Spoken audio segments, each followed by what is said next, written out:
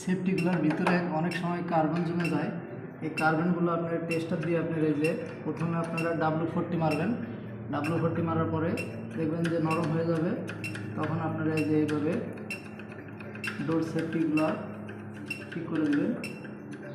এই যে পরিষ্কার করে দিলাম, এখন একবার ক্লিয়ার হয়ে গেছে। এটা তো সেম, এই দেখেন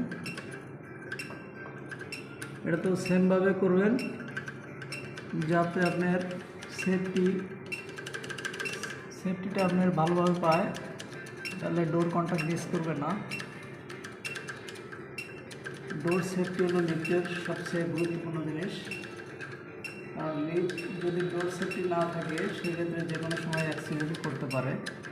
তো এই জন্য লিফটের ডোর সেফটি নিয়ে কখনো অবহেলা করবেন না। ডোর সেফটি সবসময় পারফেক্টভাবে করে দেবেন।